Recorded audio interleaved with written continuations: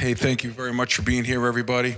And Vernon, thanks for providing this beautiful place for us to have this event. And it's great. We're going to record it because one of our slogans, more and more, is the man that couldn't go to the mountain, so the mountain came to the man. We are going to have this in many, many homes, and people are going to get to watch this message in the privacy of their own homes. I'm going to be quick because I have the honor to introduce Sheriff Gannon, who we all know and we all appreciate, and we all respect and like. But I want to say that I did a piece with Jersey First, Elizabeth Nader, last week. And I always thought that if I had the opportunity to be on any kind of a TV show, I'd be talking about drums, wave runners, Midway Stakes, and probably Seaside Heights and maybe the late 80s, right, Brian? But fortunately and unfortunately, we're living in a time where we all really have to step up and get together. We're talking about drugs, we're talking about alcohol, we're talking about mental health, we're talking about suicide. And the statistics that Elizabeth cited on the recording we did last week were heartbreaking because we all have children, we all have nieces, nephews, grandchildren, and also we have older parents and older family members. So mental health is more important than ever to look at and address. I got so many phone calls saying, Gallagher, thank God you guys are talking about this, but there are a lot of people talking about it. But our job, again, bring the mountain to the man. We want to let people know that these wonderful groups are here, the Mental Health Association, the Sheriff's Department, all the different things we have in place, including our school systems that do incredible work talking to people. When we were younger, guidance counselors, all they did was tell us, you're in the wrong math class or you have to go to a more difficult math class. But now it's a lot more. Everybody has a lot more responsibility. And I just want to tell you also about us, because many of us in this drug coalition, we're not experts in this field, but what we can do is we have access to one another. I'm going to tell you what happened just prior to Sheriff Gannon coming on. Years ago, when I was on the Hanover Township Substance Awareness Council, somebody asked me what Fireball was, because everybody's drinking Fireball. I called one of my police officers and said, what's Fireball? They said, it's a drink, it's cinnamon with whiskey, and it tastes great, and the kids are drinking a lot of it and getting sick. I then heard that PCP was coming back from Los Angeles. I said, well, why would it come back? Then somebody talked to me about K2. I called my chief. I said, what is K2? The point being, we're not behind that desk. We don't know what's out there a lot of the times. And thank God we have people like the sheriff. We have Captain Jack, who's now Chief Jack. We have mental health. And we have all these wonderful people. I'm not going to name anybody because, like I said to Elizabeth, I'll forget somebody and somebody will be mad at me tomorrow, and I'm just trying my best, truthfully. But I want to say when Sheriff Gannon came in, and I just want to do a mental exercise, let's just make believe for 30 seconds that Sheriff Gannon didn't do what he did for the last how many years? How many thousands of people, Sheriff Gannon, that you helped? I heard Sheriff Gannon on 12:50 a.m. the other day, and he gave out his phone number. He said, if anybody has any problem, please call me. You know, people need that. People have to know who to call. And the last point I'll make before I have the honor to introduce the sheriff is the hardest thing in the world is people think they're alone, and when they have a real problem, they're embarrassed. Everybody has problems. And 9 times, even when we were younger, we would exaggerate. We could lift a little more than we can. I would brag I could play my snare drum a little faster than I can. But the persona is more important than somebody having a struggle. And the most important thing about tonight, and many, many people are going to be watching this in their homes, is that there's an army of beautiful people out here that are working hard. Again, do I have any expertise in this field? No. But I had to learn fast and on my feet because I'm a father, and that's my most important job. I have 2 children. Night and day, I worry, I work as hard as I could, and I say I don't hope as much as I used to. I just drink more coffee and work harder. But you know what? I'm doing everything I could, and so are you guys. So that's it for me. I just want to say, Sheriff Gannon, on behalf of thousands and thousands of people, thank you very much, and I'd like to ask you to say a few words for us, my brother. Thank you, Sheriff. You are the man. Here you go. Okay. Hi there. I won't move this. I won't move it at all. But good evening. And it's really an honor to be here to discuss such a very important topic, right? This topic of suicide. Let let me just get to my copious notes here. There we go. So if we could, in speaking about suicide, my background has been in the police and the security world my whole life. I'm 60 years old. I know I don't look it. You can say I don't look it. But I started when I was 18, right? And went to college and all those types of things. And I grew up in the family business. My father was a New York City police detective. So, and for many years, I was in the major crime unit in the Morris County Prosecutor's Office. And our responsibility were death investigations. So I was there a long time. Doing those types of things. So it's been sort of my passion a lot with regards to suicide. And the reason I say it is because my personal experience has been that I've seen it in all walks of life.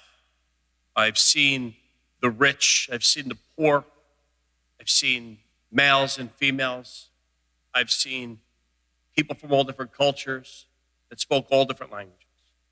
And when, and I used to say to my old partner that when the longer we investigated those types of cases, the less we understood them sometimes.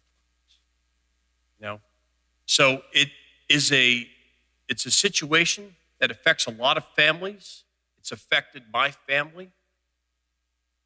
And I think it's great that you have people together. The New Jersey Coalition for Education and Positive Choices, forward thinking, hashtag innovation, looking at things differently, working with people in the public sector, the private sector, government, and really truly making a great difference.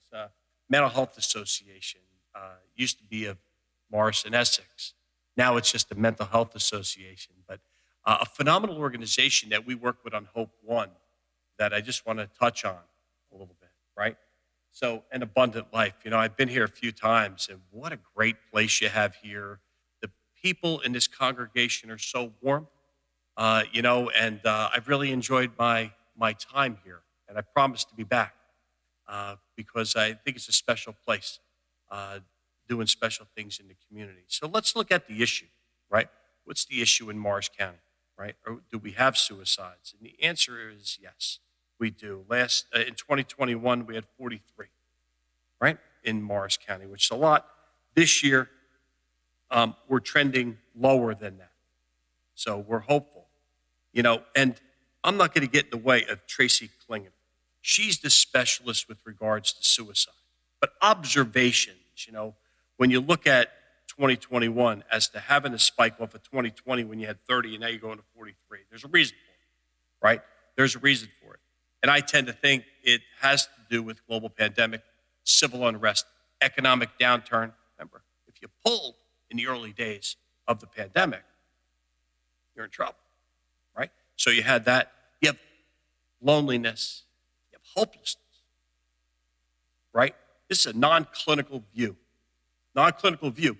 But it's, people have been directly affected by wearing a mask, not wearing a mask, all those issues. It's been it's been politicized a little bit too, right? I mean, that's the reality of it. So I tend to think that that's a big issue there.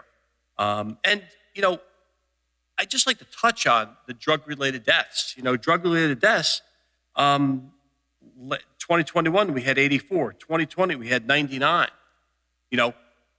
We had a lot of drug-related deaths also.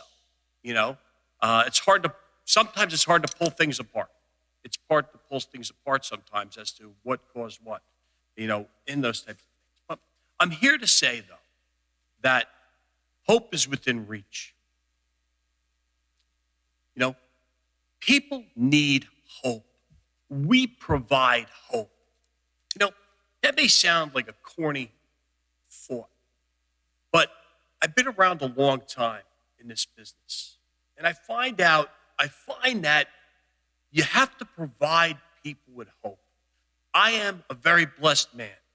I work with the greatest people in the world. I really do. We, 5 years ago, started Hope One. Hope One is that mobile access recovery vehicle that's out into the community and doing a lot of work on issues involving substance use disorder and mental health services, right, that we provide. And if you just look at since April of 17, 5 years, we've had contact with over 27,000 people in the community. We had that truck that's outside right now, that van.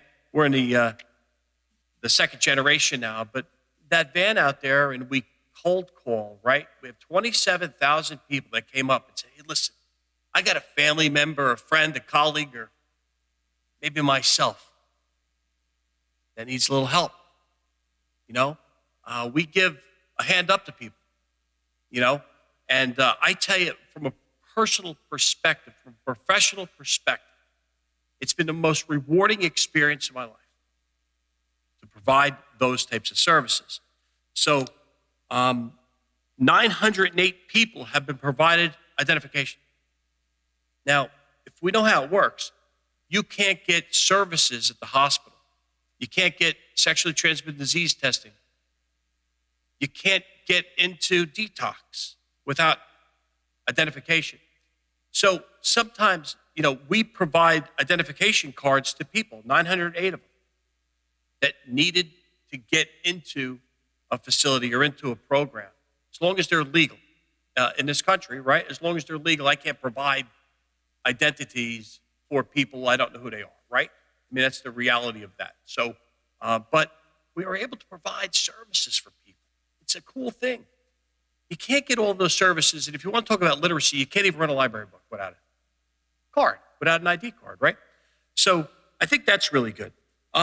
We've seen programs and services, whether it's recovery, rehab, family support, mental health services. We've seen 855 people serviced. We've had 800 stops, over 3,500 hours out in the community. Where do we go? We go to where people are in the homeless community. Okay, that's where we need to go. We need to go to the at-risk population without support, right? And bring services to them. That's what we do. Very simple formula, very simple. We go to where the homeless community is, right? 8th wealthiest county in the United States. We have many documented homeless, right? So we go there. We go to where people are dying out in the community. The chief and I just came in from a person that's dead out in the community in the woods, right? That's why I have mud on my shoes. Not common, right? The problem's real. Problem's real, right? Out in the community. So we go to those locations. We go to where people want our services too, fairs, things like that. We do pretty well there. Initially, I was like, I don't know if that's a good idea, but we do really well in those types of environments. So the services are here. We're dedicated to it. We have the Board of County Commissioners, we have Mr. Shaw here, Board of County Commissioners. They support us on these missions to go out there, see local governments here. Everybody's in it. Everybody has a piece of this thing. And collectively, we can do magic. We truly can if we care. I think in Morris County, I say it often, and no disrespect to anybody, but Morris County does it better. People are out in the community. They truly care 8 days a week for people that just need a little bit of assistance, so we're always available. So Hope One's always available to you. Like Ace says, you could call me. My personal cell phone's 973-224-6053. I answer it. I'm not really a sleeper. I enjoy helping people. We have a lot of services, places, and places for people that need some assistance, and so without further ado, I'd like to introduce Tracy Klingener from the Mental Health Association, who truly is the expert on issues involving, suicide prevention services. She's done a phenomenal job. The Mental Health Association and and CARES, right, with the Morris County Sheriff's Office are on Hope One, and we have such a great partnership. But it's great to work with specialists like Tracy, who can really share some thoughts for us of how we can make it better. So, Tracy, without further ado, please come up, and thank you all very much.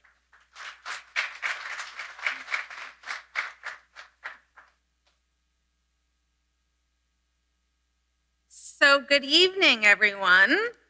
I'm surprised the sheriff didn't move the mic. I thought for sure you must have messed up my notes, but you didn't, so we're good. So thank you all for being here today.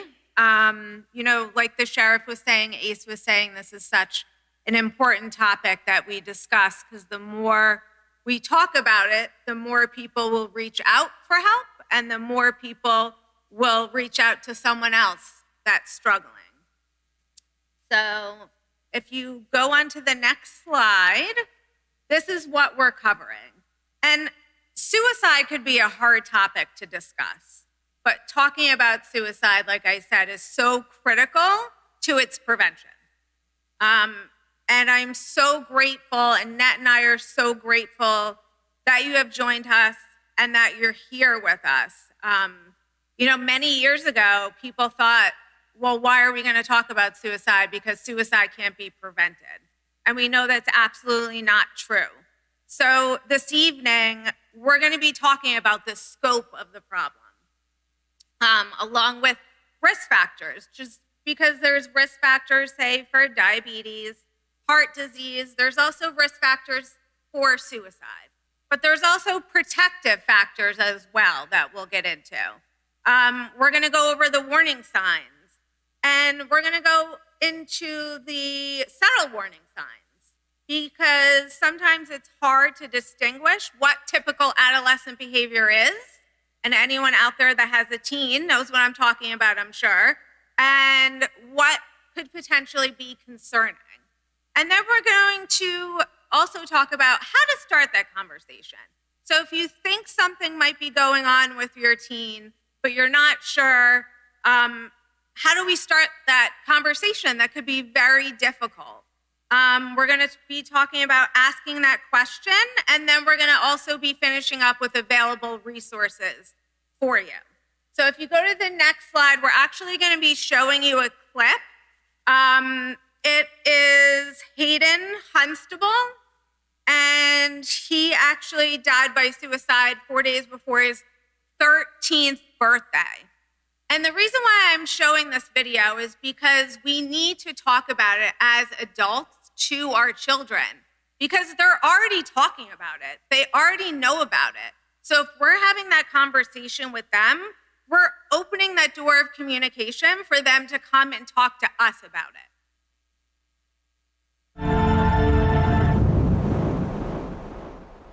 Happy birthday to you.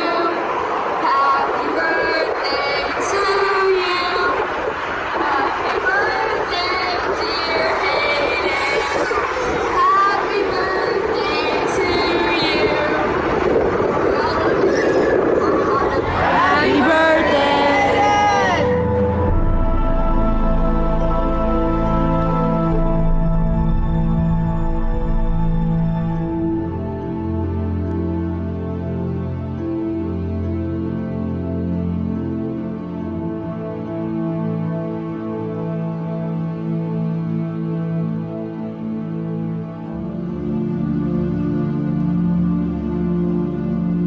We've had 2 5-year-olds in our clinic who were suicidal. So my experience with suicide has been with children as young as 5. It is unimaginable to think of a child killing themselves. I think parents cannot imagine it. And so that's probably one of the reasons a lot of parents don't want to talk to their children about suicide, because they can't even imagine their child being exposed to it, or even themselves having that kind of impulse. Young people, tend to not have the kind of resources that adults do, whether it's internal or external. They don't have the life experience to know that they'll make it through a breakup or having disappointed somebody. And we don't know what happened with Hayden exactly, but I think it's interesting that he was so scared of disappointing his dad and disappointing his family that he did something to escape from that situation. We have to have those difficult conversations and do it a safe way, not talking about explicit means, but talking about just the idea of suicide. And if things got so bad that you'd want to kill yourself or you'd think about harming yourself, what could we do in that moment? I would want to know, I think letting them know that no matter what happens, you would never want them to harm themselves, and that it will be okay, we will figure it out. But in that moment, what can you do? Come get mommy and daddy, you reach out to a trusted adult, do something to distract, to delay, to soothe yourself in that moment until you can get somebody to come in and kind of help you with that situation.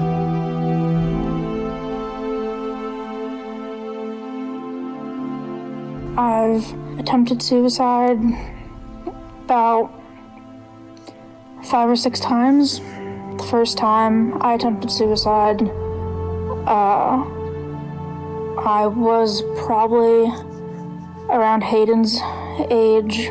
He should talk to somebody. If he were be thinking about that, he should have talked to somebody. It's not a joke. If you're feeling serious about it, get help. There's always the hotlines that people can call. Call one of them if you don't feel comfortable. It's anonymous. Didn't tell anyone I did it, didn't get any help after that. I wonder if getting the help at that younger age would have helped me now. Step one is you gotta have a conversation, a very frank conversation. Don't be afraid to talk about it. We have to use the word suicide. We have to use it as early as you would start talking about feelings, or you would be talking about, ways of behaving, like expectations of behavior in school. You would also talk about, well, if somebody hurts your feelings, I'm gonna expect you to talk to me about that. I wanna know what you're thinking. I don't want you to hold it in. There are a lot of families who are actually resolving a lot of family conflict. They're actually spending a lot of good family time together, having these deep conversations. This is an opportunity for families to really talk about things that maybe are unexplored. In Hayden's case, I think if he has a few more skills, that when that life's perfect storm of all this stuff happens, maybe he makes a different decision. You gotta talk. You gotta have conversations. Conversations matter. And I think that's what we're doing here today. We're starting that conversation. The more we talk about it, the more education we provide, the more we reduce that stigma surrounding suicide. If we go to the next slide, I just wanted to talk about some myths. There's so many myths out there when it comes to suicide. These are some statistics. So suicide is actually the 3rd leading cause of death among our youth in New Jersey. And these are some other statistics. I'm not going to go through all of them, but they just really talk to the scope of the problem and why it's so important that we start the conversation as early as we can. The next slide is talking about myths. So I kind of wanted to debunk some of those myths, because that could also be a way that we reduce that stigma surrounding suicide. So the first myth, if people talk about suicide, they won't do it. It's just a cry for help. And that's not the case. We've seen that so many times. Countless stories tell a different story. And if our child or if someone that we know comes to us and says that they're suicidal, we want to be able to help them and have that conversation with them. And I've never really personally understood it's just a cry for help, so ignore it. Why would we ignore anyone's cry for help? And then myth 2 is if people don't talk about suicide, they won't do it. And I understand that's strange because they're both saying the opposite myth, but they are both true.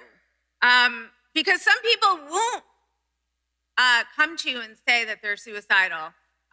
So that's why knowing those warning signs is so important. I struggled with my own suicidal thoughts years ago, and I could tell you I said things, but it wasn't, I want to kill myself. I did say some other things, but I didn't just really come out and say anything directly. And one of the reasons for that was because I felt like I was a burden on my family. I was having a lot of health issues, a lot of issues in general, and I didn't want to say anything because I felt, like I said, I was such a burden on them already. So for me to tell them this, it would just be one more thing I would be burdening them with. And that's the next myth. You know, talking about suicide will put the idea in their head. And Annette and I go out, we present to different communities, and I could say this is probably the number one myth that I hear, that we hear. You will not put that idea in someone's head if you ask the question. I could tell you from my own personal experience that when someone asked me the question if I was suicidal, it felt like such a relief. It was like this weight came off my shoulders because I had the opportunity to talk about some scary stuff that was bothering me for quite a while. So myth 4, if someone seemed down and they were talking about suicide before, but now they're happy again, they must be over it. And that's not necessarily true. So when we talk about warning signs, Annette and I will talk about the anger piece, anxiety, sadness. But if someone goes from being sad to being happy, that is also a warning sign, because that individual could have come up with a plan on how not to feel hopeless and helpless. So it's really important that we notice or pay attention to that change in behavior. So if someone is self-harming, they won't attempt suicide, they won't die by suicide. You know, everyone's different.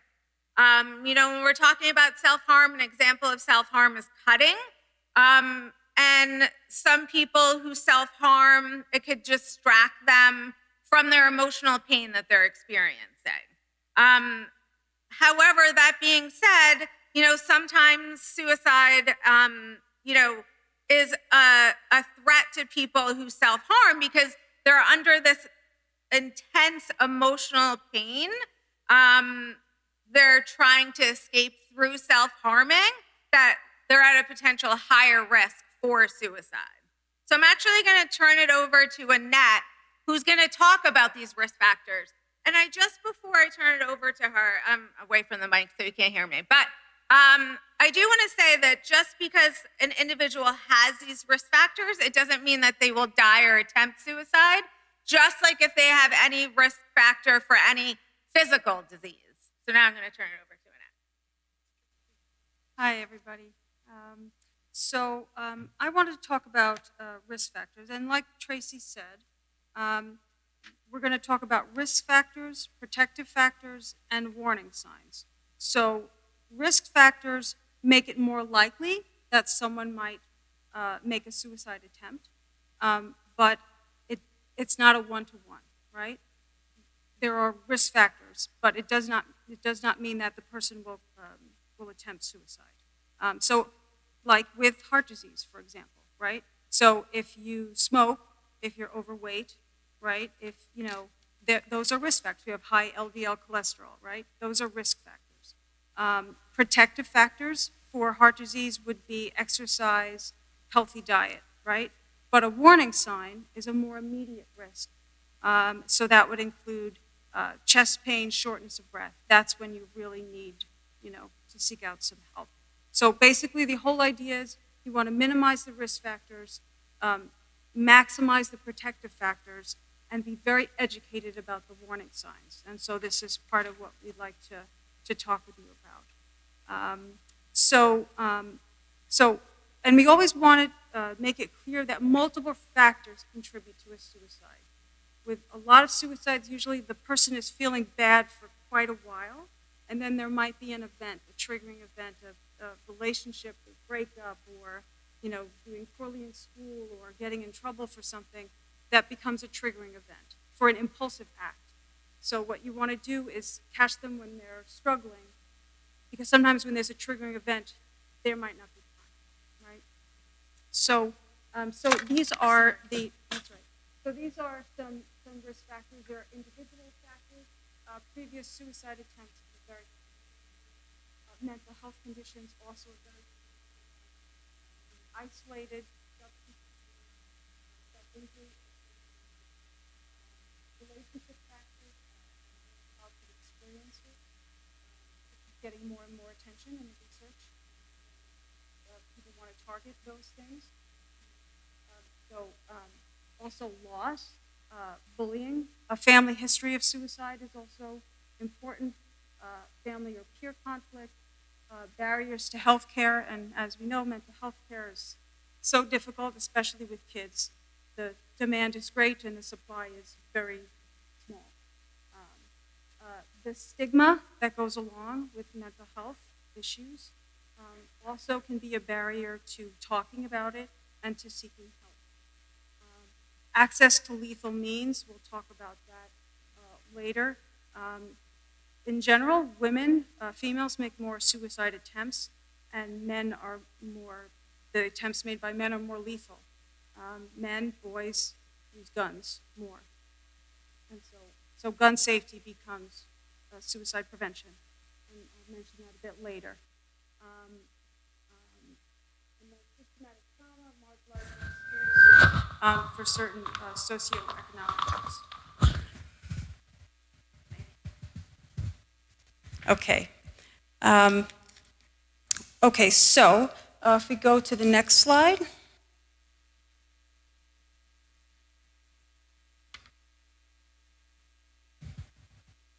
There we go. Okay, so when we're going to get into protective factors, and one of the biggest protective factors is teaching kids how to take care of themselves, how to take care of mental health issues when they're young, so it becomes ingrained and it's accepted. My mental health is important. I can talk to mom and dad. I can talk to a trusted adult. I can seek help. There's nothing to be ashamed of, right? Because the stigma, gets us all, really. And it's something that I think has gotten better, but it's still there, okay? So another focus that's becoming more and more popular is to teach resilience. So the idea is everybody has adversity, right? And how do you cope with adversity? How do you see both good and bad? Everything's not all bad or all good. And how can you be resilient in the face of adversity, right? So in schools, as the sheriff was saying, there's a push towards talking about these things, right? Social emotional learning, there's always a component of that in school nowadays. And the goal is self-awareness, emotional control, managing emotions, problem solving. These are great skills for kids to have, to be successful in life, not just with schoolwork, just to be happy, right? Okay, and so Tracy, a little bit later, is going to talk about a program we do for 3rd and 4th graders. We talk about valuing your mental health, coming up with strategies. What can I do when I'm struggling, right? Who do I reach out to when I'm struggling? And Tracy will talk more about that a bit later. So if we go to the next slide.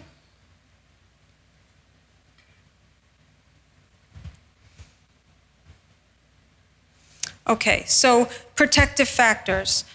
So protective factors are like bumpers on a car, right? They absorb the shock of a car accident, right? So adversity happens, you want to have a buffer, right? So these are some important protective factors. Coping and problem-solving skills, access to health care, mental health care, and limited access to lethal means. Okay, these are all important protective factors. And one of the most significant protective factors is connection with family, with friends, with community, right?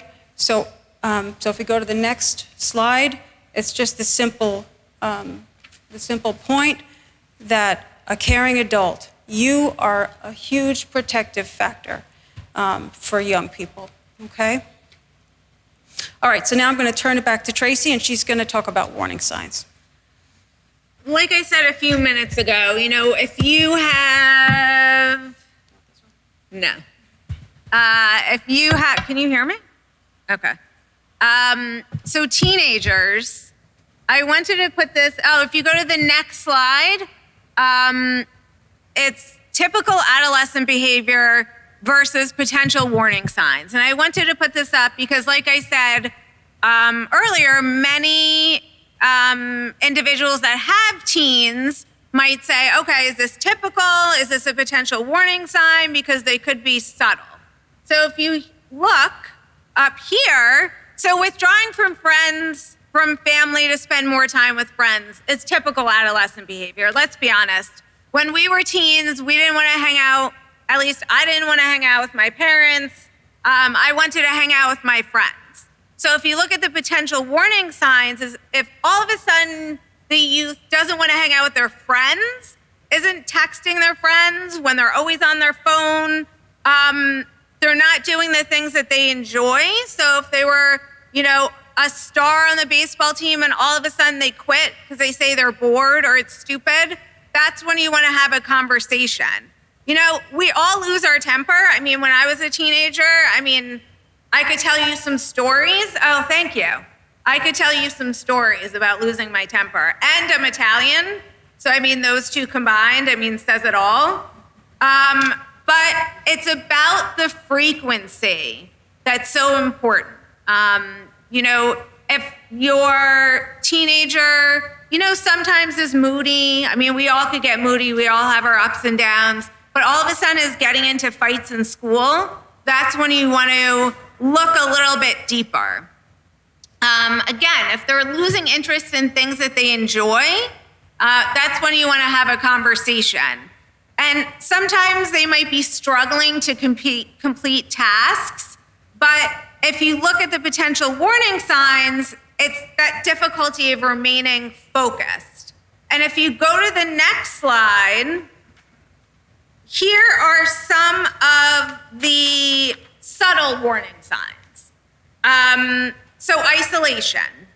So that personality change. And I think it's so important that when I say that, it's over time. So like I said, we all have our ups and downs as human beings, but if you notice a change in behavior that lasts for a long time, that's when you want to have a conversation. And it's sort of putting the pieces together sometimes. Because again, some of this could be typical adolescent behavior, but when you start to notice multiple things, that's when you want to have a conversation. Because if you look up on here, changes in sleep pattern. When I was a teenager, I slept till noon. Increased use of substance, anxiety, worry, agitation, anger, poor hygiene. All these could be warning signs. So you want to ask yourself, has my teen's personality changed? Are they having trouble with their girlfriend or boyfriend? And again, has he been or she been withdrawing from their friends that they are close to? Are they now failing their classes when they used to be an A student? Does your child always seem bored, like nothing interests them anymore? They used to love school and now they hate going to school. Are they acting rebellious? Is your teenager using substances more frequently or for the first time? Again, that change in eating. Are they eating more? Are they eating less? Are they sleeping more? Are they sleeping less? Is their appearance? Has their appearance changed? All these things are things that we could think about. A big one with teens and also older adults is giving away prized possessions. So if your child all of a sudden gives away his signed baseball, I wish I could think of someone that's famous that would be on a baseball team, but I can't think of anyone right now. If your child gives away their prized possession, that's when you want to have a conversation with them. And if you go to the next slide, here are some feelings. And, when I was feeling suicidal, I had these overwhelming feelings of hopelessness and helplessness. I didn't think things would ever get better. And when you wake up every day and things don't get better and you feel like they're getting worse and you have no answers, it's a horrible feeling to feel. Also, too, up there you see feeling useless or worthless, self-hate, that negative self-talk, extreme sadness, loneliness. I had many of these things. I had the negative self-talk.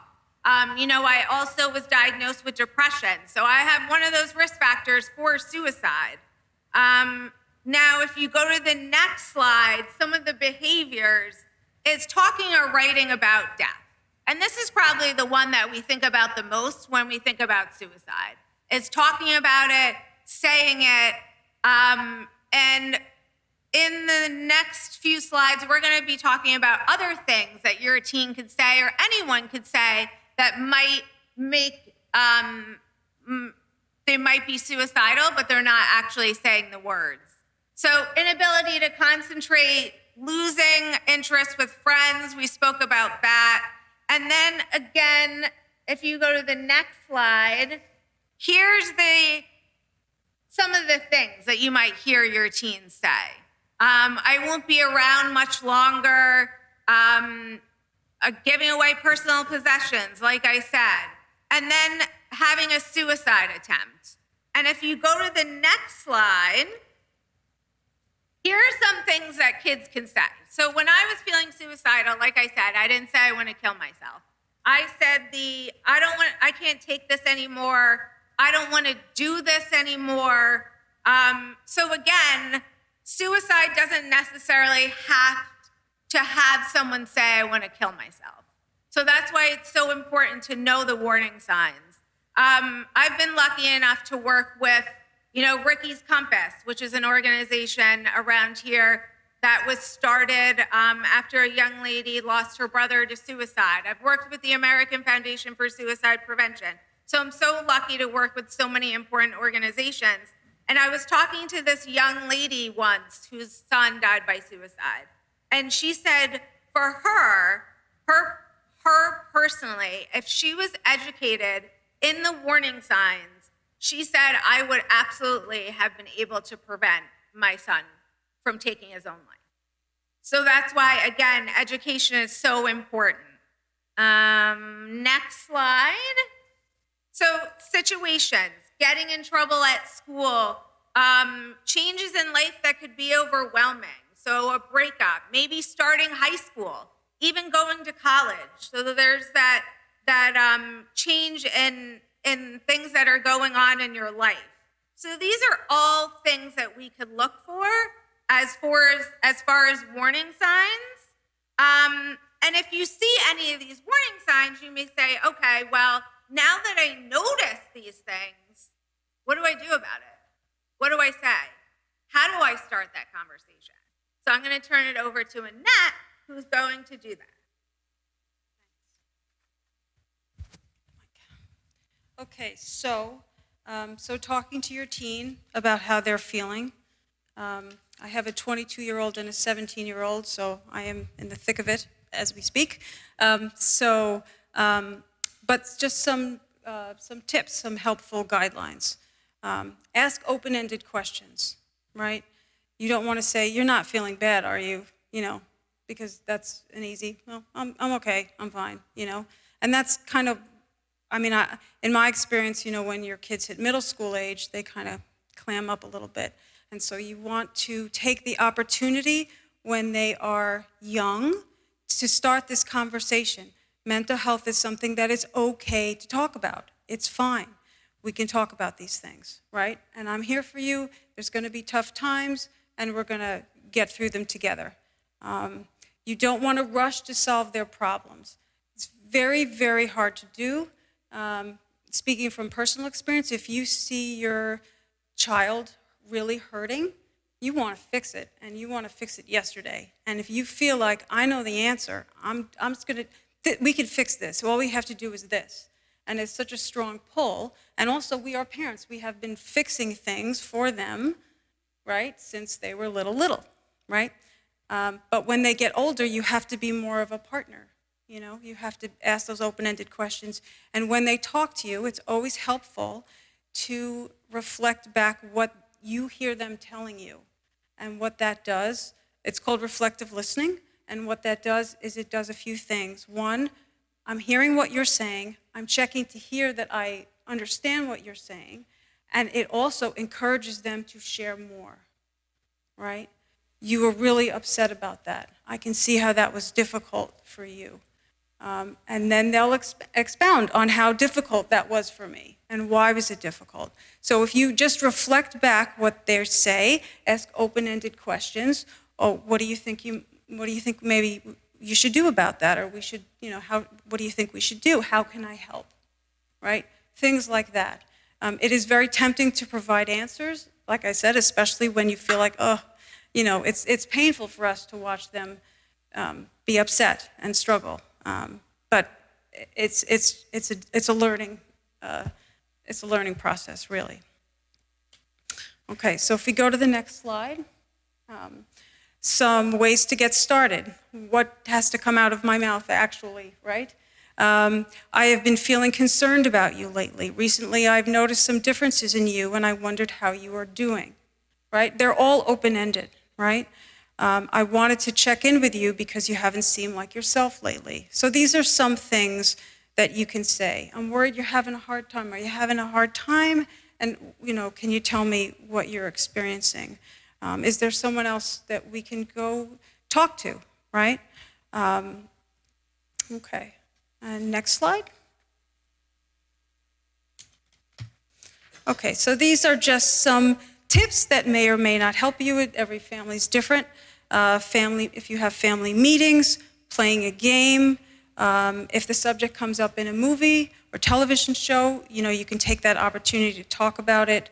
Out for a walk, taking a drive. I found that one helpful because there's some distance. You're not even having eye contact. You're just sort of, talking. If you can get them to put down their phone, that is. And also not feeling like there's a big problem, but I'm going to fix it in this one conversation. You're probably not, right? So you want to check in often, and you can talk to them little by little. Bring it up again if the opportunity presents itself. Bring it up again and again. And basically, what you're doing is you're creating an open line of communication. And what will encourage your child to come to you is if they feel like my mother has, listened to me before. We've talked about this kind of stuff. So when things get bad, right, when they're a little older and some of these, crises do happen for them, they feel like, I've done this before. We talk about this stuff. It's okay to talk about this stuff. I don't know if you know this story. There's a congressman named Jamie Raskin. He's a congressman from Maryland, and he regrets not asking the question. His son, who committed suicide in 2020, I believe, on New Year's Eve, he said, he was struggling with depression, but I never asked the question about suicide. And not talking to a person who's depressed about suicide is like not talking to a child about sex. You think, if I don't bring it up, it's not a thing. But it's a thing, right? If you're experiencing depression, they've thought about it, right? Or it's occurred to them, or it's a possibility for them. So you want to talk about it. And basically, you're being a role model that these things are okay to talk about, right? And we'll get through this together. These are some things you can say to help, your child. Not easy fixes, but we'll get through it together, and we're on this journey together. Okay? I'm sorry you're feeling so bad. Okay? And Tracy was talking before about asking the question. Don't be afraid to ask the question. You won't give them the idea. Okay? And some ways do you wish you would go to sleep and not wake up? Do you wish you were dead? Or directly, have you thought of killing yourself? Okay? So it is important to face it and ask the question, because if you're willing to face that discomfort of asking that question, then they can be willing to open up about having those thoughts, right? So you're being quite brave in asking the question, and it gives them permission, like Tracy was saying from her own experience, to talk about some very difficult, frightening feelings that they've had, okay? Okay, so if we go to the next slide, what if there is an urgent crisis? What if you talk to them, they seem like they've thought about it, they're actively thinking about it, they have a plan. You could even discern that they have a plan. What do you do? you don't leave your child alone, right? If there are lethal means in the house, you can do something to get rid of them, right? Tracy and I actually both live in Sussex County, and I work with families. I do counseling for families who have a loved one with a serious mental illness, depression, schizoaffective disorder, bipolar disorder, and when there is concern about suicide in some remote parts of the county, the police will get there first, right? So there's 911, of course. There is also mobile crisis units, and there is one in every county. In Sussex County, it's at Newton Hospital. Here in Morris County, it's in St. Clair's in Denville. And what they will do, they're 24/7 staffed, and if you have an urgent crisis and you're not sure, even if you're not sure, you call them up, explain what's happening, and they decide, is this an urgent call? And they will also do non-urgent calls. If they feel like it's not an urgent call, but they want to do an assessment, then they will, schedule a home visit for another day. But if you're not sure, you can use, that number. And also the other hospitals, Morristown, Chilton, Overlook, they do have they do have crisis phone numbers, so you call and you can get their advice and get their help. And there's also, and if your child is under 18, Perform Care, the number is there. You can call them, okay? Okay, and also I wanted to mention that the National Alliance on Mental Illness is a wonderful organization. They have affiliates in every county, and they have, it's NAMINewJersey.org, and they have a very good publication on there called Navigating a Mental Health Crisis, and you can go print it out if you want, and it's up there, and it just gives you a lot of background about how to think about mental illness, what to do in a crisis. And it talks about suicide on there. And also the American Foundation for Suicide Prevention. We'll have all those resources at the end. Okay, so we can go to the next slide. So some things to be careful not to say. Not that you mean to feel that you're minimizing, your loved ones, what they're feeling. You want to be hopeful. Oh, we'll get, this'll, you have your whole life ahead of you, these kinds of things. When someone is in that state, when they're feeling suicidal, there is no way out. It feels to them sometimes that it is the only way out. So by next week, you'll forget all about it. This is nothing. And sometimes we say those things to minimize our own discomfort and pain. It can, be sort of automatic, but you want to be careful. Don't try and talk them out of it. You have things that you should be thankful for, well-meaning, but they might hear, you don't understand how much I'm suffering, right? So the best thing is to acknowledge their suffering, meet them where they're at, but say that you're going to be there for them and you'll figure out what to do next to get help, okay? Okay. All right, now the next, this is a video that sort of highlights some of those points that we were talking about. I have my ups and downs, just like anybody else. Maybe more than anybody else. I can be hard to figure out. And I like my privacy. I don't want you looking over my shoulder all the time. But you know your kid better than anybody else. And if you think he's acting different than usual... Acting really down, crying all the time for no good reason. Or getting really mad, not able to sleep, or sleeping too much. Shutting her friends out or giving her stuff away. Acting reckless, drinking, using drugs, staying out late. Suddenly not doing stuff he used to love. Or doing stuff that's just not like him. It might be nothing to worry about. It might just be high school. Or it might be something more. He might be depressed. Not just feeling down. Really depressed. It might be that your kid is thinking about killing himself. It happens. More than you think. More than it should. And people say, I had no idea. I thought it was just a phase he was going through. I never thought she'd do it. I wish he'd come to me. I wish he'd said something. I wish I'd said something. When it's too late. So if you think your kid's acting different, if she seems like a different person, say something. Say, what's wrong? How can I help? And ask straight out. Are you thinking about killing yourself? It doesn't hurt to ask. In fact, it helps. When people are thinking about killing themselves, they want somebody to ask. They want somebody to care. Maybe you're afraid you'll make it worse if you ask. Like, you'll put the idea in their head. Believe me, it doesn't work that way. It doesn't hurt to ask. In fact, the best way to keep a teenager from killing herself is to ask, are you thinking about killing yourself? And what if they say yes? Or maybe. Or sometimes, Well, here's what you don't say. That's crazy. Don't be such a drama queen. you're making too much of this. That boy's not worth killing yourself over. That's not going to solve anything. You're just trying to get attention. You're not going to kill yourself. What you do say is, I'm sorry you're feeling so bad. How can I help? We'll get through this together. Let's keep you safe. A lot of people think about killing themselves, adults and kids. most of them never try it, but some of them do. So if your kid says, I'd be better off dead. I can't live with this. I'm gonna kill myself, Take her seriously. Find someone she can talk to about it. Someone who knows how to help.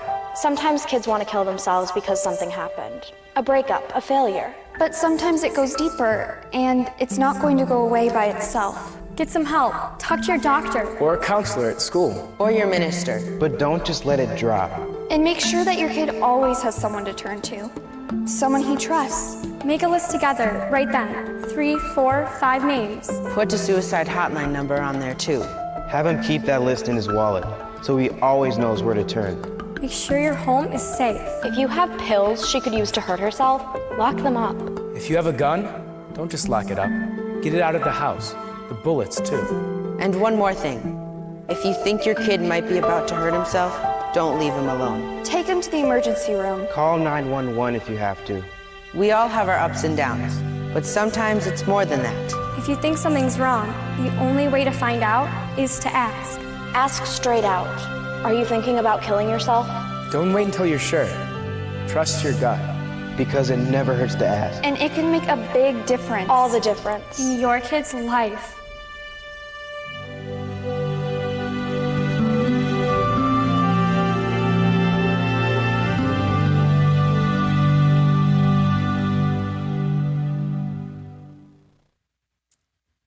Okay, so on this slide, I wanted to just let you know about some current trends in suicide prevention. There has been recognition that pediatricians have a really important role to play. They are trusted adults, right? All the kids see them. As parents, we take our kids to see the pediatrician. The American Academy of Pediatrics just this month actually released a blueprint on suicide prevention for health professionals and community members, and it's right up on their website. Okay, and there's an acknowledgement that teaching gun safety is suicide prevention. So at Rutgers University, Michael Anestis is doing a lot of this work, and let me get the name of his group.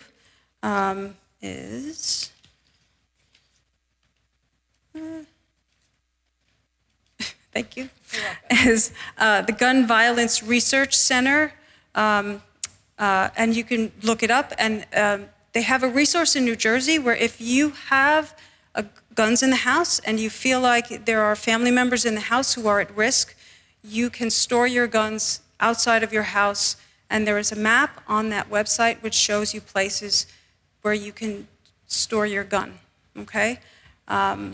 So that's a very good website, and he does a lot of work on community interventions. How do we talk to people about gun safety and what makes them effective, right? And targeting at-risk populations about gun safety, okay? And then also teaching kids when they're young, right? We talked about that. Tracy will talk about the program we do. Teaching kids to be resilient, teaching kids to value their mental health and seek help if they're struggling. Okay, so I just want to go back one slide. Okay, so I just wanted to highlight some people who are making a difference. The woman further this way, her name is Brittany Darris. She is a teacher, and when she was 22 in her first year of teaching, she got called over the weekend and was told that one of her students had killed himself. And she was shocked. She didn't see it coming. She had no idea. And, you know, first year of teaching, she was absolutely crushed. And then I think it was 3 years later, she got a phone call. Another one of her students had attempted suicide.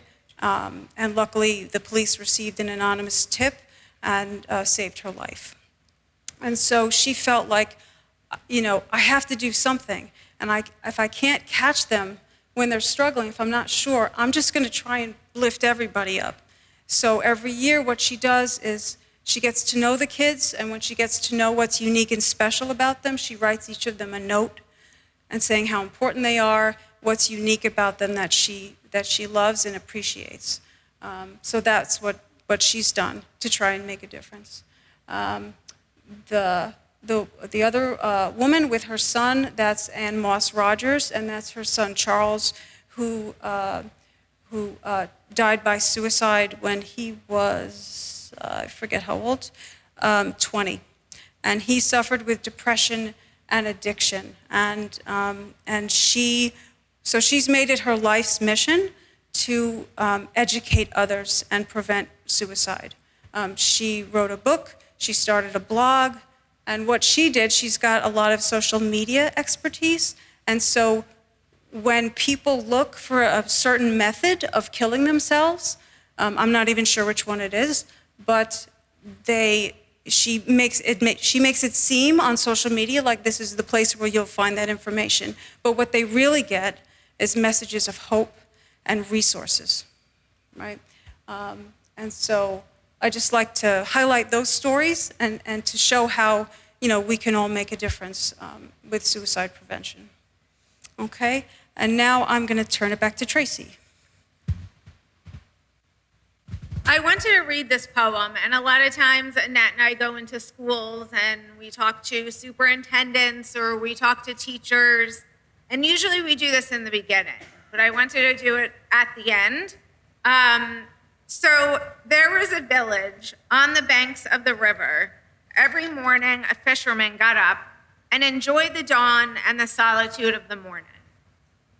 One morning, while the fisherman was there, he heard a scream and looked into the river. A child had fallen in. The fisherman leaped into the river, saved the child, and the village celebrated. This happened repeatedly for a week or so, until one time there were actually 2 screams because there were 2 kids. The fisherman tried to save them both, but he couldn't. One of the kids died, and so this time there was no celebration. There was a meeting of the Council of Elders. The chief of the council wanted to know, what can we do to save our kids? There was a lot of ideas exchanged until finally the chief said, well, they're all great ideas, but I have one question. Why are so many of our kids in the river? And today, what Annette and I really want to drive home is that there are things to look for. There is that change in behavior. It's about listening non-judgmentally, and the sheriff said it in the beginning. It's about instilling hope, especially when all hope is lost. I know from my personal experience, when I was really struggling with my own suicidal thoughts, I had people in my life that said to me, I'm going to be walking right next to you. I'm going to be here for you. And there is hope at the end of the tunnel. Even if you don't see it now, I'm going to stand next to you and hold you up until you do. So if you go to the next slide, Annette was saying how we go into schools a lot, and I always say that our youth are the most underutilized resource when it comes to suicide prevention, because youth are talking to their friends. They're talking to other youth. So this is one of the programs we bring into schools for middle schoolers and high schoolers, and it teaches our youth to know the warning signs of suicide, of depression, how to start that conversation with a friend, and then we focus on what a trusted adult is and who their trusted adult is in their life that they could go to if they're struggling or if they think a friend is struggling. And then if you go to the next slide, this is a program that we bring into elementary schools, specifically 3rd and 4th graders, and it talks about the concept of mental health. It talks about how to cope with your mental health, and trusted adults, what they are. Because Annette, and here's a book if you want to be like Vanna White and show it around. So it teaches kids at a young age that it's okay to talk about your mental health and to help build resiliency and protective factors by knowing how to cope, by knowing what to do if they are feeling sad or stressed out or worried. Next slide. So here are some resources. The National Suicide Prevention Lifeline. They're actually moving to a 3-digit number, July 16th, I believe. So you could actually call 988 and get through to them. The crisis text line, and also too, I just want to go back to say that the Lifeline isn't just for people who are feeling suicidal. It's also for a family member who doesn't know what to do, or a friend, or a coworker. So you could call if you're not really sure how to handle the situation, if you're not sure if you should be concerned or not. The crisis text line, you don't have to be in a crisis to utilize this line. It's a great option too if you're having a bad day and you just want someone to talk to. You could always text them. The next slide. The American Foundation is a great resource. Like I said, I've worked with them numerous times. If you're looking for a support group, so if you know someone who died by suicide, they have great resources on their website. 211 New Jersey also has some great resources on them. And next slide. So this is an app, so it's not okay. You could put people in this app, 3 people that you go to for support. And all you have to do is, if you're not okay, is press that button and it goes to those people that you have in as your supports in the app. Because many times, Annette spoke about talking to teens, but sometimes a teen might want to talk to you, but might not know how to start the conversation. So sometimes even starting that conversation through text could be a way for that youth to really talk about some stuff that maybe they don't feel comfortable talking to you in person. And the next slide, here are some teen lines. So they're lines for teens, run by teens throughout the country. They're a great resource. And all the resources that Annette and I are putting up here, they're actually on a card out on our table in the lobby. So it has the Mental Health Association logo, and on the back it has one of those QR codes. So all you have to do is open your phone, point your camera to it, and it brings you to a list of resources on the Mental Health Association's page. And then the next slide is our suicide prevention website at the Mental Health Association. So it goes over many of the things that we went over today, the warning signs, how to start a conversation, what to say, what not to say. There's actually testimonials on there from individuals who have attempted suicide or have a family or friend who died by suicide. And then the next few slides, you have my contact information, and you also have Annette's contact information. And our information's out on the table as well. And then you could actually go to the next slide.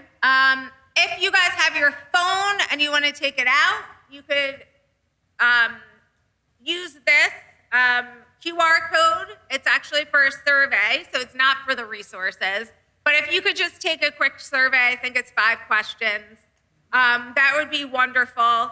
And again, it's about listening non-judgmentally, instilling hope, and looking for that change in behavior.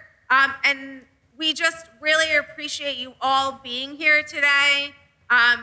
to educate, because the more we educate people, the more we reduce that stigma and allow people to reach out for help. So I want to thank you all.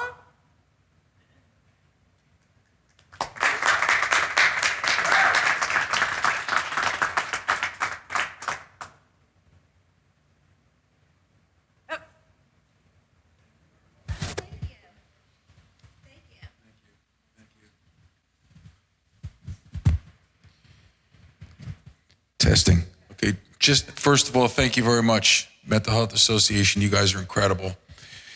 But I also want to say, I know a lot of people are going to watch tonight. I had a lot of people ask if we could record it, if we were going to record it. And I want to thank Jersey First, because I know Jersey First is going to be a new partner of ours, and they've been working with us for a while now, and they have an incredible outreach. And Rosemary, you guys do wonderful, wonderful work, and thank you very much, and thank you for wanting to be a part of us. But I just want to say one more thing about hope. Hope is a beautiful, beautiful thing, and we all need it in life.